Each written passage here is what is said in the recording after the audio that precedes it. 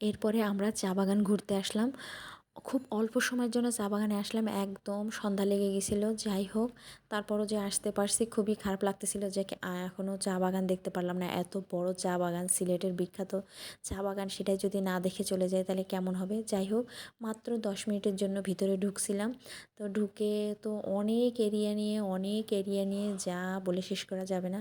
তো বেশি উপরের দিকে আর উঠতে পারিনি, আর উঠাও যাচ্ছিল না, উঠতেও পারছিলাম না। আর চার ডালগুলো তো অনেক শক্ত, বেঁধে যাচ্ছিলো, খোঁচা লাগছিল। যাই হোক, বেশি দূর উঠিনি, কাছে কিনারেই ছিলাম। তো অনেক দূর পর্যন্ত চা বাগান দেখা যাচ্ছে, খুবই ভালো লাগছিল দেখতে। আর সন্ধ্যা লেগে গেছে, তো বেশি একটা লোকজনও ছিল না, তারপরেও মোটামুটি ছিল। ওই আমরা একটু ভিডিও করলাম, ছবি তুললাম, বেশ 10 মিনিট মতো ছিলাম, থেকে বের হয়ে আসলাম ওখান থেকে।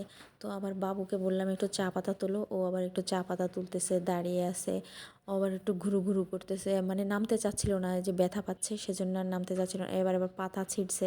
বললাম, ও বলতেছে মা পাতা ছিঁড়ি, 2 হাত দিয়ে পাতা ছিঁড়তেছে। তারপরে আমরা অটোতে উঠে পড়লাম। অটোতে উঠেও রাস্তার এপাশে ওপাশে চা বাগান, এপাশে তাকালেও চা বাগান, ওপাশে তাকালেও চা বাগান, মানে চা বাগানটা আসলে অনেক সুন্দর। তারপরে চা বাগান দেখে এসে আমরা সন্ধ্যার পরে আর কি পাশের রেস্টুরেন্টে আসলাম, সেখানে একটু খাবার খেতে। তো সেখানে খাবার খেয়ে তারপরে রুমে ফিরে যাব, কিন্তু এতই ভিড় যে নিচতলায় তো আমাদের খাবারের জায়গা হলোই না। তারপরে আমরা দোতলায় গিয়ে অনেকক্ষণ বসে থাকার পরে তারপরে আমরা সিট পেলাম। অনেকক্ষণ ওয়েট করতে হয়েছিল, বসে আছি, সিটই নেই, মানে এত প্রচুর লোক। তা খাবারের মান ভালোই, মোটামুটি ভালোই লাগছিল।